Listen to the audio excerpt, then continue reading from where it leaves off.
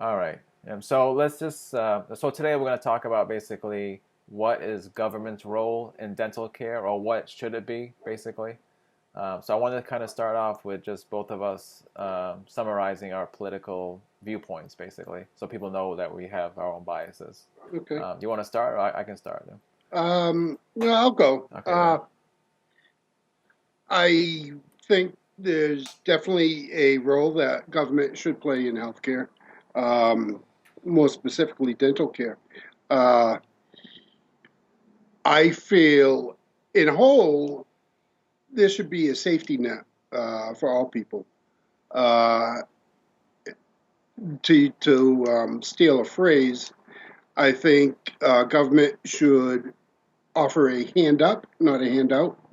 Uh, and I believe I believe government is morally obligated to do just that. Okay. Would you consider yourself, Jim, more of a progressive or a moderate Democrat, or what? How's Uh, your I kind of hate labels? being, Yeah, yeah, pigeonholed yeah. like that on many social issues. I would definitely describe myself as a progressive. Uh, on um, political economic issues, more towards a moderate. Okay. All right, so basically, my view is I'm more for smaller government, more decentralized government, Hmm. and I do believe government does have a vital role in society. I just think it's a pretty limited role. So people will describe me as a libertarian or a classical liberal sometimes. Um, but even that, I mean, like Jim, like if you Democrats, Republicans, there's a wide range in that view too. So you Absolutely. got libertarians that are on the one side, they don't believe in any government at all, Right. and some that believe in a small safety net, which I'm kind of moving that way. Right. Um, but yeah, so that's basically where I'm coming from. Um, Hmm. so Jim, so what do you think? And I was gonna say too, I think there are kind of probably two categories here. One is government funding healthcare and Hmm. government regulating healthcare. So, but I think we'll probably get more into the funding part. I think. I Okay. think maybe we'll see. But so, what's your view, like, as far as um, what Well, government's for role is in dental care specifically? Like, what should they be doing? well, before I get into Yeah, that, go ahead. I'd like to say I think with government funding, you have to have regulation. So I think the two go hand in hand and really can't be separated as probably as much as you would like. Um, with that said, uh, I feel the role of government in healthcare for dental is just as important as it is for healthcare. Um, as you know, being a hygienist, me being in the marketing side, more of the back office um, of dental care, and being out in the population, the underserved population, um, we know that the direct correlation between good oral hygiene and overall health. Mm-hmm. So I believe dental the dental part um, of healthcare should be as equal as everyday healthcare.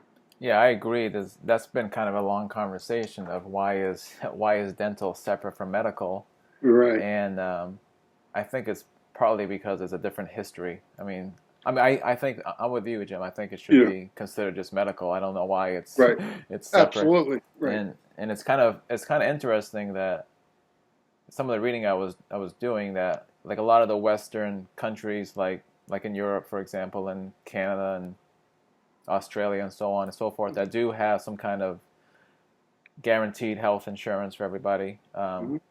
But they don't really cover dental either, you know. So they see it the same way, which doesn't make sense. Like a lot of those countries don't cover dental either, so, which is Right. weird. But and same with Medicare too. Medicare doesn't cover dental Yeah. for the most part, you know, Right. just a Right. little bit. But And the same thing is with vision care. yeah, that too. Yeah, Yeah, it for some reason it doesn't fall under the same. I think it should fall under the same umbrella right. as as healthcare. Yeah, like the dental world, like back in the day, like the history of it. I mean, you have the same guy that's cutting your hair as the guy pulling your teeth, you know. Right. So Right. like Right. so the medical history didn't go that same way, but Right. yeah. So I was thinking, Jim, too. Like as far as government, well, as far as regulation, I was thinking more like granting licenses for people for like like the OSHA stuff and Yeah. inspections and that kind of stuff. And I can agree Yes. with a lot of that. I mean, I have a certain view about licenses, but that's probably a separate separate conversation. But as far as like the government's role, I mean, there's like a wide range. I mean, you can go from basically having a community health center for everybody, Hmm. or you can go towards more what I would consider more market oriented, as far as whereas most people on mass health go to a private Right. provider, Hmm. so they're using government funds to pay the provider, um, and you can go further towards market. I mean, however you believe it should be, but Yeah. um, giving vouchers or whatever, like that kind of stuff. Right. Right. So do you think? Well, Go ahead. Jim. with that, I mean, maybe this is a whole separate thing too. Is it brings up the issue of a single payer system. Yeah. Uh, would that solve the problem of because one problem I see with the paying private um, Providers. dental Yeah. providers is uh, the rate at which they're reimbursed, Hmm. um, which is much less, and brings into, I mean, my experience, as you know, we had worked together, Hmm. um, is the business model then becomes for uh, providers such as who we worked for Hmm. is volume Yeah. and not quality of care. Hmm. So if you agree to accept Mass Health as an insurance provider, it's almost a marketing decision more than reaching, doing good for the underserved population, because private providers, I believe, see it as an opportunity Hmm. to make money, and how they do that is with programs as I was in Hmm. with the practice that you work for, Hmm. and is that morally right? I think there's good and bad about it. I mean, these children are getting health care. I mean, dental care that probably would never get it. Right. Uh, However, are we are we doing them a disservice by getting as many people as we can to make up for the lower reimbursement rate? Um, Yeah. and does care um, does the quality of care suffer because of that? Hmm. I see other issues too, Jim. Hmm. That as far as I mean, one issue, like you said, is volume. So it's the speed problem, like getting Right. people in and out. Hmm.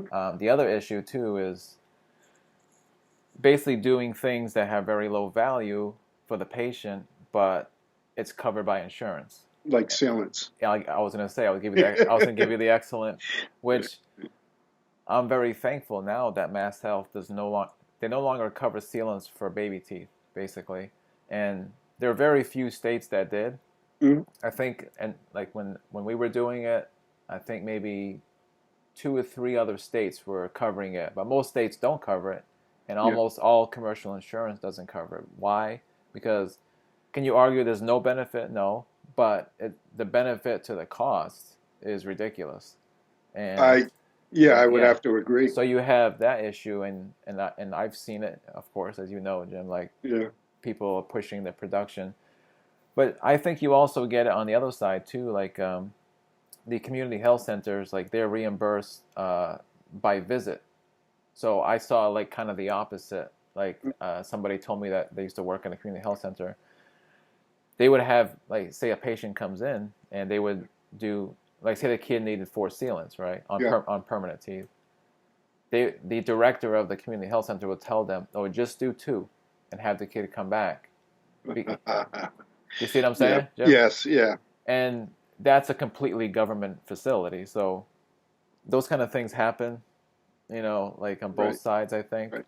But here's my thought, Jim. I want to get your view Okay. on this, and to me, this is like an idea of incorporating market forces into government operations, basically. Mhm. Um, so when Mass Health cut the benefits for the adults, like back in 2010 or whatever it was, Right. they did it before, and I guess this is common for states to do because the federal government doesn't mandate dental benefits for adults, but they do for kids, Right. which makes sense because kids need it. I mean, they're Right. kids. They have no say. Right. Um, so it's a common thing for the adult benefits to get cut when the budgets need to get cut. It's a low priority thing. Um, so when that happened, my thought was like all these people we were seeing, all the adults we were seeing, Hmm. for the most part, we lost a lot of them because all they were covering was emergency, Right. extractions, Extractions and right. X-rays, and in that case, for the last time, they covered prophies too, but cleanings, but regular Mhm. cleanings. But that's it. So my thought was like, well, instead of doing that, like instead of cutting them off 100%, they should just add a percentage cost for the patient. So like maybe cover. Okay, we're gonna cover 90%, but you're gonna pay Good. 10%. Now, some might argue it's the least of two bad worlds here, but at least I think that would drive the spending down because now patients would have to pay 10% as Right. opposed to paying 100% basically because they were cutting the benefits. So it's better than nothing in a sense, and then that would cut the budget or cut the spending from the state's perspective.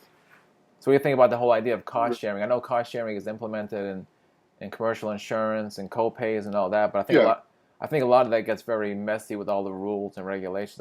I like to keep everything nice and simple. Like, okay, Yeah. we're gonna the state's gonna cover 90. Well, I mean, whatever. I'm just making it up. But say like Right. not Right. 90%. But so what do you think about that?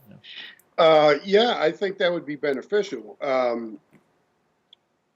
The problem, I think, that um, not so much arise, but I have a vision of the a good percentage of the people on Mass Health, especially the most needy Yeah. of the population, really don't even have the money to pay that 10%. Oh yeah. Um, so there would be people falling through the cracks. Yeah. Uh, which, on the flip side of that, you could argue, well, that's going to happen in any program anywhere, Mm-hmm. and that does happen. Uh, so that would be my only caveat to it. Mm-hmm. But I would say, yeah, I would be in full agreement into to that type of program because it wouldn't solve the problem, but it would certainly, put a dent in it, Yeah. and so Yeah. if it's, I mean, listen, right, we're all about progress. Mm-hmm. We're all about helping people. You got into your field, I'm sure, exactly for that. Mm-hmm. Um, my jobs in the past, the job I have now, the position when I worked with you, is all about helping people. So, yeah, if there is any kind of benefit to be had from that, why not? Mm-hmm. And if I am hearing you correctly, you want to make it things, you like things simple Mm-hmm. and easy. That to me, knowing what I know of the insurance industry and the mass health uh, program, for lack of a better term, Mm-hmm. is that would be a fairly simple thing to implement. And yeah, and if it helps 10% of the population that um, wouldn't have those, wouldn't be able to have those procedures, then I'd say, yeah, let's do it. See, like in that particular case, Jim, it's like because you talk about the cracks, right? And Yeah, in that situation, the decision is either 100% crack, which is huge, yeah, or it's a 10% crack. You know what I'm saying? yeah, So, yeah, yeah, so that case, but I would apply it more towards because I think personally. Well, first of all, talking about insurance, like yeah. the word insurance is a problem already because in healthcare, it's not really insurance. It's really a benefit package in a sense. Because if you look at insurance, the way I look at insurance, like life insurance, home insurance, and so on and so forth, you're basically insuring things that you want to never happen, Right, right? right, So, as in healthcare, we're covering things that would be like analogous to maintaining your car, like right. oil. It's gonna Yeah, happen anyway. right. That's these are things that are somewhat routine. Right, Not right. no. So catastrophic is what insurance should be. So we should be honest. Like that's what insurance is. Mhm. So like if you say get into a horrible car accident and you're paralyzed, cancer, all that kind of stuff. That's catastrophic. But like routine, like I broke my finger. That stuff like that should be Yeah, more. It's not really insurance, basically, is my point. Like, so we should really kind of almost like split it. Like, okay, we have insurance, and then we have, okay, some people can't afford even this routine stuff. So what's the program for that? So for like me personally, I would rather see, because back to the insurance thing. The issue I see is third-party payers, whether it's government or commercial, and when you have a third-party payer paying your bills, that's going to kind of throw off the incentives, I think, me personally. What do you think uh, about that, Jim? And I'll keep going. Yeah. the incentives of, As far as like keeping costs down, like here's what I see because oh yeah, absolutely, we see yes. about 70% mass health and about 30% commercial patients. Well, Mhm. a lot of the commercial insurance, which again is not insurance at all, it's not, it's not insurance. Right. Um, they do have co-pays and all that kind of Yeah, stuff. yeah, So I see it all the time. Like people come in and you tell a parent like, "Oh, sealants are covered 100%," they don't question it. And there's those few patients where the commercial insurance is kind of weird, where they don't pay 100%. They might pay 80% for the sealants, yeah. and now the parents are asking, "Well, do they really need it? Is it worth the money?" You know what I'm saying? So Right, right, but that's because now they become a second pair. They're not a third pair, right. and so that issue is the same with commercial or government, I think. So that's why I like the idea of creating that percentage, and that percentage can be adjusted for your like a sliding scale towards your income, right? Yeah, yes, yes. So at least make it big enough so like if you're only making 15,000 a year, 20,000 a year, then that percentage could be like 1% or it can be really small. Right, right. Yeah, Well, and yeah, actually, and Mass Health does have that hmm in the healthcare side, or the medical side, right, because dental is healthcare. yeah, We all agree. yeah, Um, on the medical side, there is that there are different delineations of what type of mass health you receive based on your income. There's the standard mass health, yeah, which is, no copays whatsoever for anything, uh, prescriptions, I believe, are like $4 or something like Yeah. that. And then there's different progressions, different progressions, Yeah. uh, depending on your income. There is not that on the dental side, as far as I'm aware of. Hmm. And so that, I mean, and that is what you're speaking to.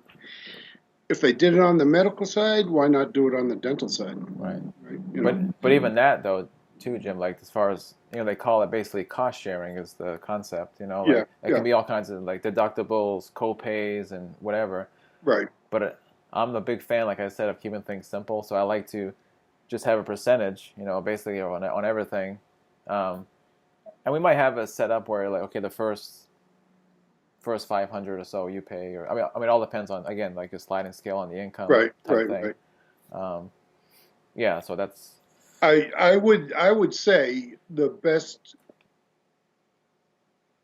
in my view, the best way to approach that mhm, sliding scale and everything is to do a percentage of the procedure. yeah, When you talk about having deductibles or the first 500 out of pocket, mhm, um, I don't think there's a big percentage of Mass Health recipients that can afford 500, mhm. off the top. Yeah. I was just Uh, throwing that out number, yeah, but yeah, yeah, yeah, oh, okay, you're yeah, right. But yeah, whatever that number is, yeah, um, I think if you can,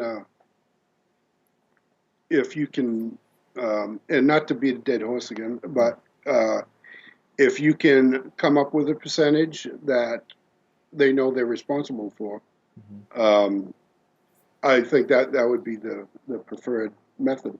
right.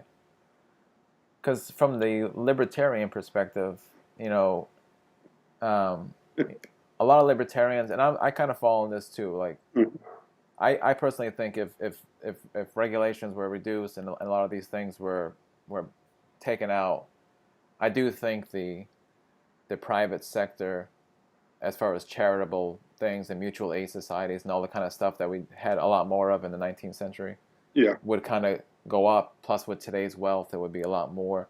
Like I read somewhere, like if you take just what Americans donate to charity every year and the number of volunteer hours, and they base some number on that, how like what it's worth. yeah, It's like a $500 billion a year. Um, I think the federal government, the federal budget's what, I don't know, it's a couple of trillion, but yeah. yeah. So it's like It's out of hand. it's Let's out of put it hand, that yeah. way. So it's like a $500 billion of what we voluntarily give, and we really, no other country really competes with us as far as per capita giving and all that kind of stuff. That's exactly right. So I think if we drew all this back, I do think we would step up for the most part. Now, of course, a lot of people disagree with me, obviously, on that. So I almost see this kind of idea of embedding some market forces into government programs, and you add it to what libertarians think the private sector will do. So it's almost like a compromise position. Okay, well, like kind of like the basic income we were talking about, Jim, like that Yeah, kind of yeah, thing. yeah, yeah. It's really like a compromise in a sense. It's a kind of a compromise from my point of view, and it's very simple. I love that how simple it is, where Yeah, everybody will get a guaranteed income. So if you have this, and then have and what we think the private sector will do voluntarily, that it would kind of add up. But yeah, that's kind of a philosophical. yeah. Yeah, yeah, And if I could just, you yeah, brought it up, so yeah, yeah. so I believe I get to respond. No. Um, the I think the one and geez, we're going to be going on for 3 hours, Yeah. but I just have to say that Go ahead. you know I do not share your faith that the private sector would step up Yeah. into that. Hmm. And especially, I mean, I think there's indicators um, all around that I could use in my argument, Yeah. saying that they wouldn't. However, Hmm. not to again open a can of worms that Yeah. Yeah. We'll be here till Yeah. 7 o'clock tonight. Well, I do see like, I mean, like you, Jim, I've been, reading this kind of stuff since I got into politics around 91. So I've been like really into it kind of since then. But I like, think I'm about the same, I would yeah, say. Yeah, yeah. around that. Yeah. Around the Persian Gulf War is when I started watching C-SPAN and stuff, and then I got Yeah. into it, yeah. Yeah. Um, but I've changed my views over time, and I adjust my views all the time, like constantly a little bit. And I do see, and I have been convinced from a libertarian philosophy that you can morally justify a safety net. You know, now I might say it should be simpler and smaller, or decentralized. Like for me personally, the federal government should be doing very little. It should be really the states doing it. I think, for the most part. Yeah. Not Well, everything, but yeah. most things. Uh, I, you know, being at least labeled liberal, people think I'm for big government and, big brother, in our business, in our everything we do. I certainly am not. I'm for a more, what's the word I'm looking for? A more robust federal government um, that's efficient. Right. That's the word, efficient. Yeah. I'm looking for an efficient government. Yeah. Um, there's there's incredible waste. There's incredible overlapping of services, Oh yeah. of agencies, etc. I think could be streamlined. I don't want to say I'm for smaller government because I think that connotes something um, more of a libertarian view Yeah. where, get government out of our lives. Government isn't a bad thing. Government is not here to control our lives. They don't want, well, we got Trump in well, office, so. yeah, well, even before that, I think on the Republican and the Democratic side, we we bear a lot of we as citizens are under a lot more control than I think the normal citizen realizes Mhm. from the government. Yeah. Um, and it comes back to like a whole oligarchy argument Yeah. and stuff like that. But Yeah. I digress. Um, Well, that's part of the reason too, Jim, that even as a libertarian and somebody that does favor some government, obviously, like I do think it should be, their mission or whatever you want to say should be straightforward and clear, and as simple as possible. I mean, it can't be simple in all cases. Like, but I think when government does too much, like that web of overlapping regulations and special interests, and like personally, I don't think the money is the issue in special interest. I think it's just that government does so much. So I mean, they regulate so much that businesses have to be involved to make sure they're not screwed in a sense. Yeah. you're Yeah. talking about the lobbying Yeah, and all that. yeah, Yeah, yeah. yeah, because people say lobbyists as a bad thing always, but I mean you can have a lobby group that's pro environment or something. I mean that's not right. I mean that's Right, not. absolutely. I Yeah. mean, there's teachers' lobbies, Right. Yeah. and nobody's saying education is a bad thing. Nobody, Yeah. right, and environmental protection is Right. a bad thing. Right. Yeah, But even back to the healthcare thing though, Jim, yeah, like in Europe, people talk about Western Europe's healthcare system, national healthcare and stuff. But even that situation is a wide range of how they do things and what they do. Like I mean, you have like England, which is a purely government system, even though they do have a private system on the side that you can access if you right. wanted to. then you have like Switzerland, which is a much more market-oriented Right. version of that. And people can argue like Obamacare is kind of more towards that. Like, he's keeping it in the private sector to some extent. Yeah. Yeah. And you got Singapore too. Like, their version is even more market-oriented, I think. So I think, even though I think government should be involved to some extent on the safety net level, that we should really move towards that and away from like the UK version or the Canadian version of healthcare. What do you think? Yeah. Again, I'm a big proponent of a single payer system. Um, and I know that it's not good for, the private sector. Um, but if our goal is to reduce costs and to make sure that the widest number of people have access to healthcare, I think that's the way to go.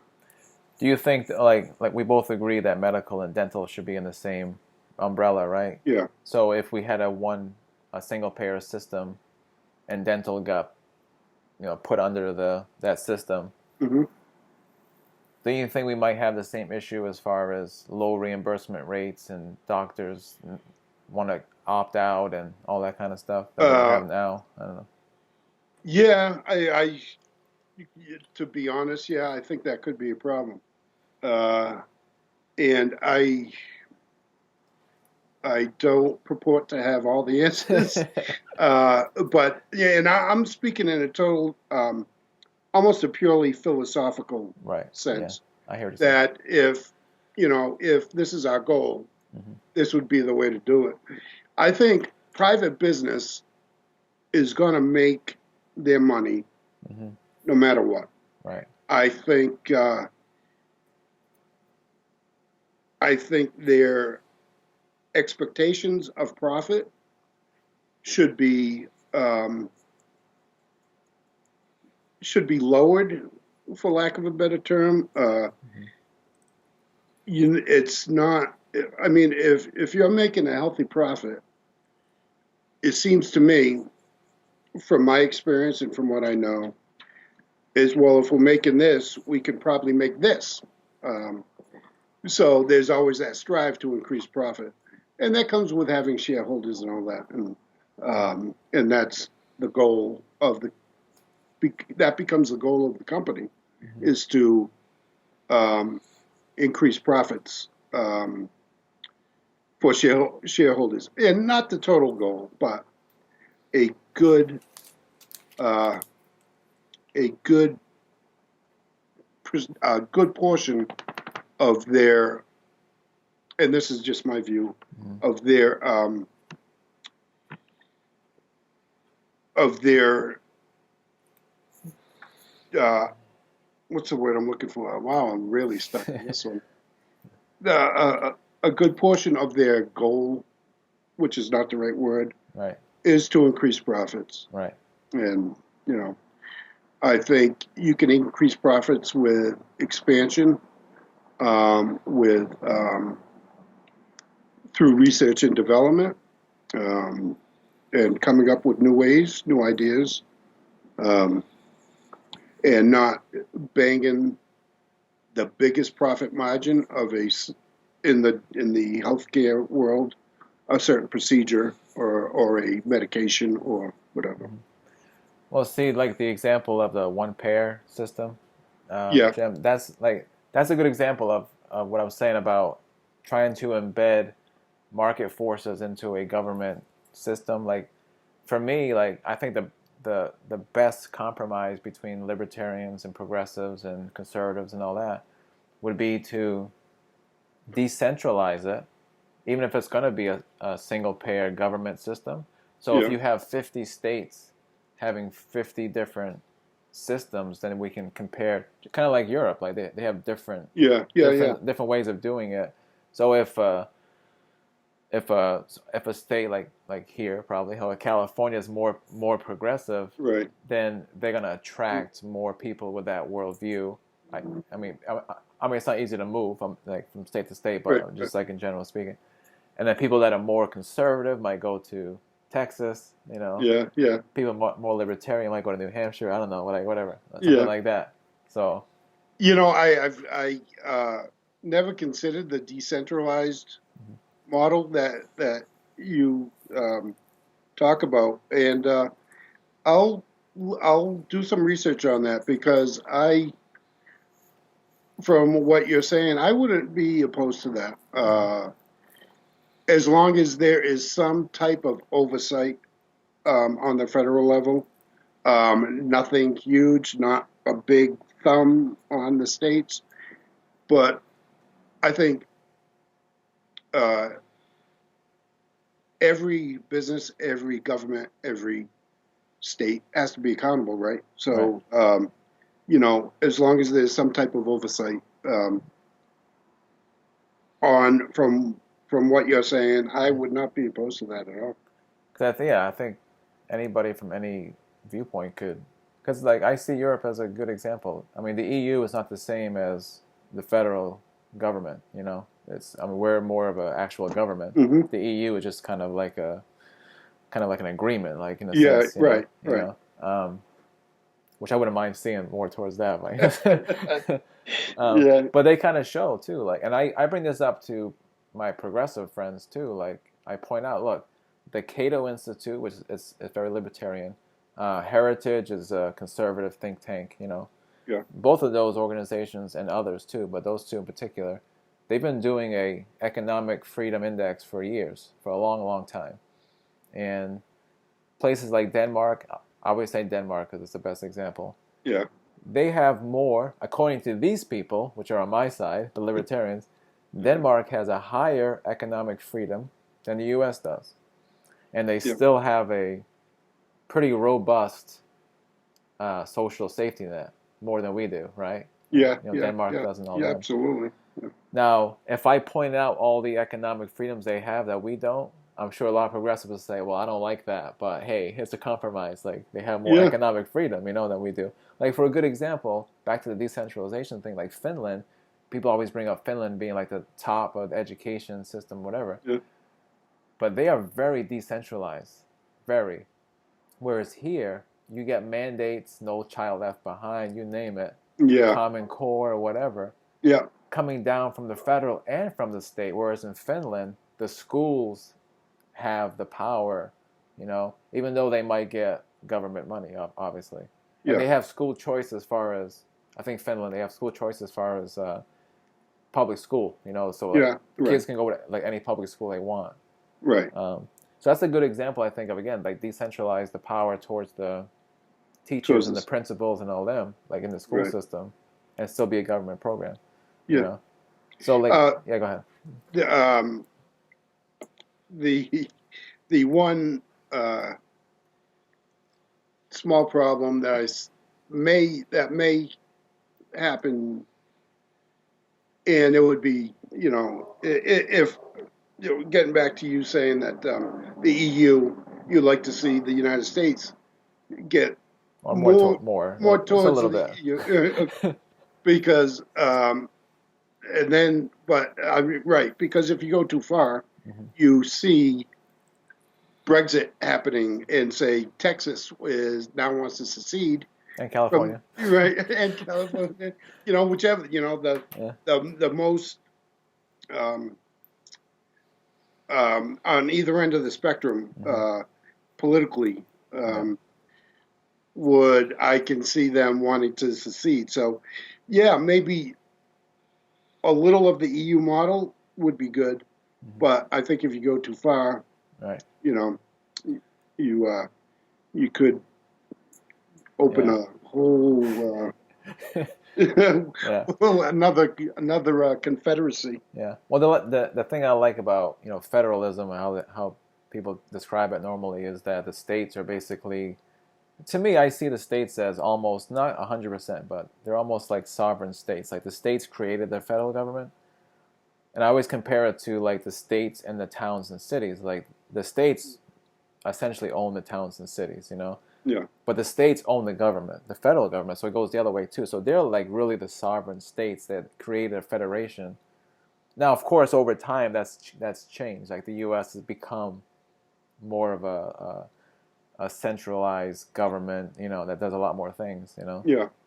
I just want to go back towards a little bit, back towards where the You- states do, because I don't see why, like for example, like we're talking about healthcare and dental care, I don't see why those things can't be at the state level, because to me the states, for the most part, are big enough, very comparable to the small countries in Europe that have their own system, and they do fine, I think, Yeah. so Right. And, I'm not totally opposed to that. But again, I would be wary of, states like Alabama, yeah, Mississippi, low, the I hate to use the term poverty states, but yeah, it is, um, where they traditionally don't, oh, and even Texas, actually, Texas is probably a better example, mm-hmm. where they do not give much help um, to the uh, underserved population. And, so there would have to be a minimum, and it would have to be a federal mandate. It would be the only way that there would have to be a minimum uh, allowable um, course of care, health care that each state is required Mm-hmm. to to give its citizens. Yeah, Um, so I think that's where the federal government comes in, mm-hmm. and and regulates. And listen, Mark, me and you aren't as far apart as many from probably on the outside would think. Right, Um, as long as you have an open mind in any discussion, um, there's nothing but good that can come from it. oh, exactly, Uh, the the only thing I see is the federal government. We agree is they've overstepped their bounds somewhat, and it's not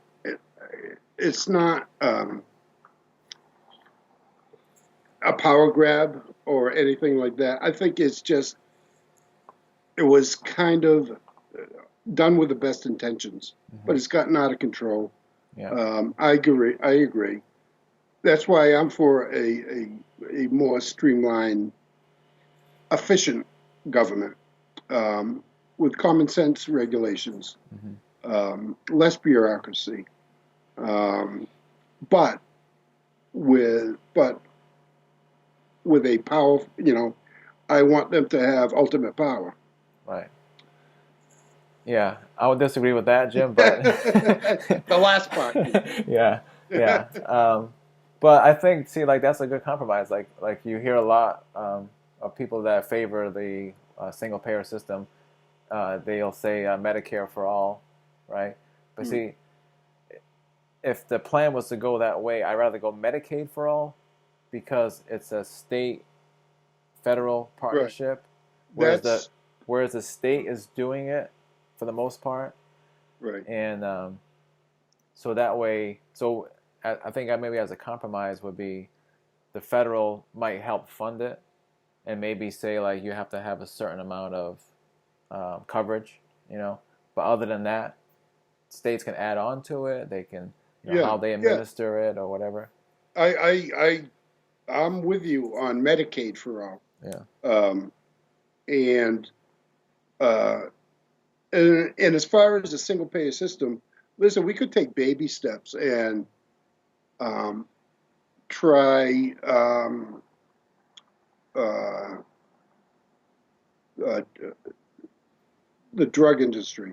Um, try something like that, and maybe not. I don't know. It's much too complex of an issue to cover everything. And I know with you being cursory about the topics, so I'll try to keep it there. Mm-hmm. Um, the I think that there's a way to do a single payer system that may not have to be everything, hospitals and um, doc practices, dentists, and everything, but take certain aspects of the whole healthcare industry and bring it under a single payer system, reduce costs, um, and that cost reduction would benefit the industry as a whole. Mm-hmm. So, Yeah, I think as far as reducing cost, though, I think, like I was saying, like in the beginning, like it really has to be the pressure from the bottom up. With that third party payer thing. yeah, I think as long as you have a third party payer, it's gonna never. I mean, it's always gonna keep going up. yeah, And that's why, for me, the compromise is like, okay, yeah, not everybody can afford healthcare, so let's subsidize what we cover, money wise, hmm but don't take away that interaction, that you know what I'm saying. yeah, Yeah, yeah, yeah, that's yeah. what I don't want to see at all. Right, right. But Yeah, and yeah, to come back full circle about Mass Health in Massachusetts, um, there's been a lot of bumps. There's horror stories that I've heard, and those are quite a few years ago. mm-hmm. Um, and I'm kind of out of the game now. Right. I still follow it, but I'm not there in the front lines. Um, I think on a whole, the mass health business model, as it stands today, is pretty darn good. Um, with anything, it needs tweaks. It could be better, no question. Mm-hmm. Uh, but as far as the alternative, I think uh, I think it's a pretty good program. Mm-hmm. Well, the other alternative, Jim, like what Singapore and then another Singapore, I believe it is. Like what their system And that's basically, something I have to read up on. yeah, like their system Singapore. basically is, yeah, the government mandates catastrophic insurance, Hmm. and that is private sector, but I'm sure they have certain minimums or whatever. Hmm. And then they mandate a health savings account, and if you're low income, they put money into your account for you, and that's basically it. So, and they spend like 1/7 of what we spend, like per capita, and Yeah, that's as free market that we can find in the real world. yeah, yeah, yeah. Um, so, Absolutely. but again, it's a different population. It's very Right. homogenous, it's small, and all that stuff. So, Culture, yeah, population. Yeah, you know, that has. I wonder if there's any studies out there that tries to mitigate that part of it, yeah, and so you can really compare apples to apples. yeah. That would be interesting to see. But I think that like that system, like you're basically subsidizing the health savings account, Yeah, and yeah, then up to a very high, whatever it is, but it's pretty high. So now you're getting that transaction that I want to see.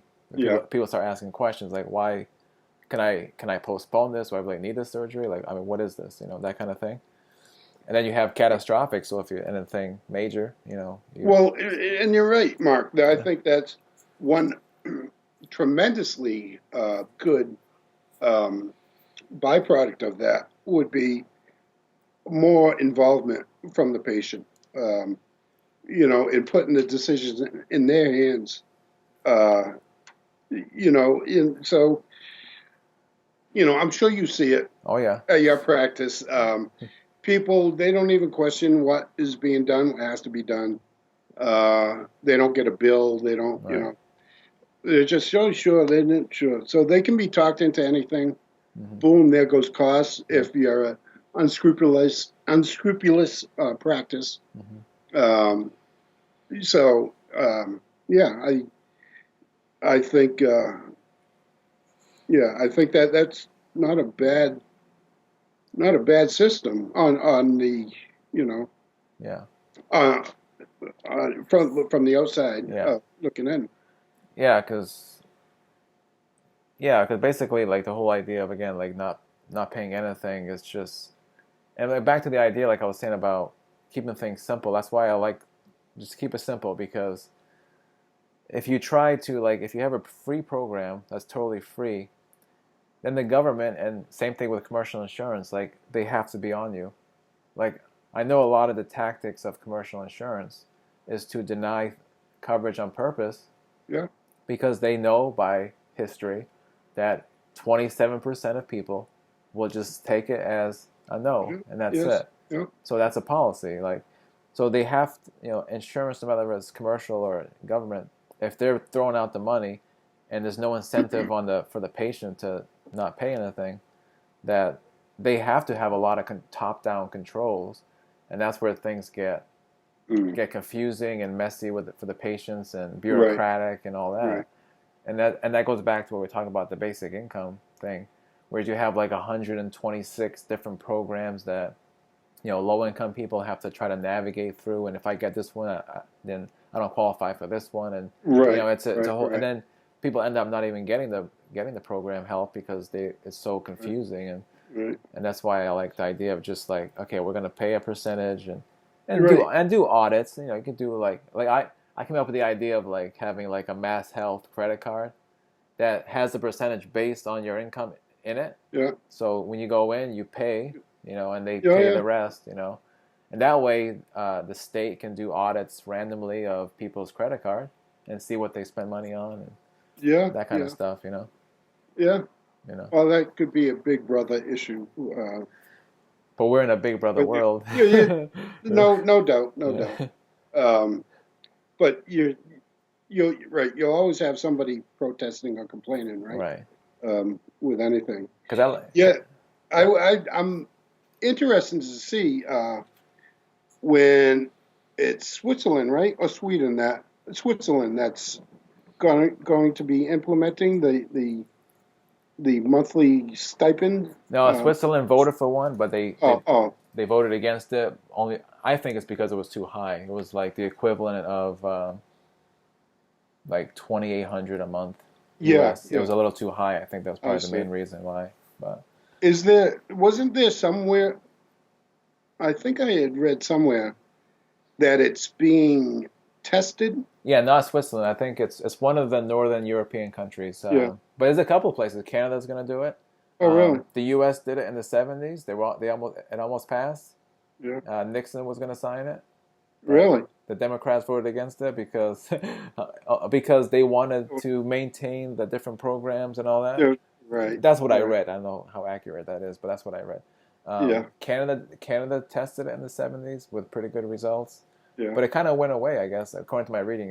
That the whole idea went away, but now with the technology advancing so fast, labor saving devices, like Yeah. there's Right. always the argument, historically, anytime a new industry came, people are like, oh my God, these people are going to lose their jobs, whatever. But they always, eventually find new jobs and we're fine.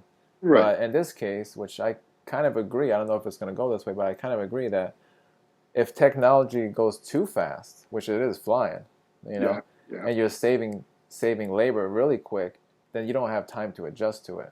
So you're going Yeah. to have a Yeah. lot of people that Yeah. can't Right. do I it. don't know. You know what I'm saying? And right. And that's I think retraining is a huge Hmm.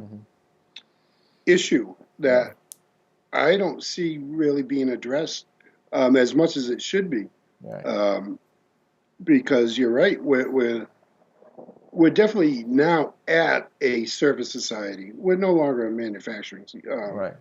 society. So it's basically service industries, healthcare, Hmm. um, and the like. That's where the jobs are. So these people have to be retrained. And you're right.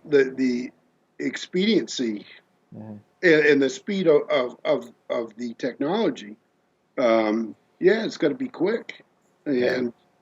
and I think we're kind of behind in Hmm. that aspect. You know. Here's an idea, Jim, and I'll probably end here just because we've been almost an hour, so it'll probably be good. Yeah, Um, yeah. My dog is yeah. looking at me like with his legs crossed, saying, Yeah. "Come on." Yeah. Um, what's the guy's name? David Stockman, I think. He was a Republican. He's more like a libertarian though, actually. Yeah, But he worked it with sounds Reagan. familiar. Yeah, Stockman Oh or yeah, yeah. Stockton? Yeah, yeah. It I like sounds him. familiar. I like him, Yeah, but he was saying the other day like that the idea of that we should, as a compromise again, take the payroll tax, which is about 15% total if you count the employer, Medicare, and all that. yeah, It's about 15%, and he says how much it brings in per year, whatever it was. And take that away and then put a 15% tariff on imports. And the estimates for that is about the same revenue, right? yeah, yeah. And the argument there is, and I think most people would agree, when you tax something, generally speaking, all things being equal, if you tax something, you're going to get less of it, which is the reason why you want a carbon tax, why you want Right, cigarette tax or right. whatever. So his argument is, and I kind of agree, that if that's basically a tax on labor, you know what I'm saying? Yeah, right, So right. that's increasing the cost of labor. So companies are going to be less inclined to hire because that's one of many costs, you know. Right. Um, so we think about that, Jim. You think that's Yeah, well, yeah. I and this is not a liberal point of view that I know of. Is yeah, I am for tariffs. yeah, Um, yeah, I think it is. It's a good way to equal the playing field, and or I don't think you'll ever equal the playing field, right. but It'd be less. Yeah. it's a good step in that direction. Hmm. Uh, Also, taking away the that 15%, um, yeah, puts money back to into businesses, and which hopefully relates to more money in the economy. Right. Because I think. And Go ahead.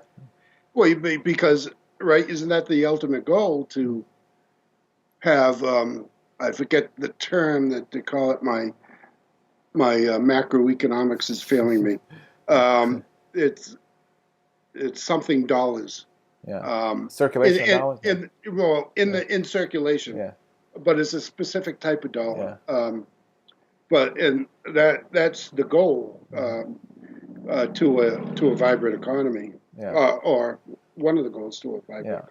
Because like I mean like, as you would probably assume, Jim, I'm definitely for free trade and open trade. Yeah, So I see it as a compromise. So if you are from that point of view where you want to restrict trade for certain reasons, that 15% is obviously gonna do the same thing it's doing to payroll. right, It's gonna right, so you're gonna get like from that worldview, you're gonna get the best of both worlds. You're gonna tax labor less, and you're gonna tax imports more. So you're gonna be more inclined to purchase domestically and so on and so forth. absolutely. And also too, corporations that send stuff overseas, like if GM makes a car in Mexico or whatever it is, Hmm. and they send it back, that car is going to get tagged with a 15%. That's right. You know what I'm saying? So the incentive for it to be manufactured here is that much greater. Well, it would at least adjust the cost of staying here or not staying here. You know what Right, I'm saying? right, right, Yeah. right. So, Yeah, yeah. all right, Jim, we'll stop Okay. there. Hold All on for right. a second. I was going to stop it here. And then Yeah.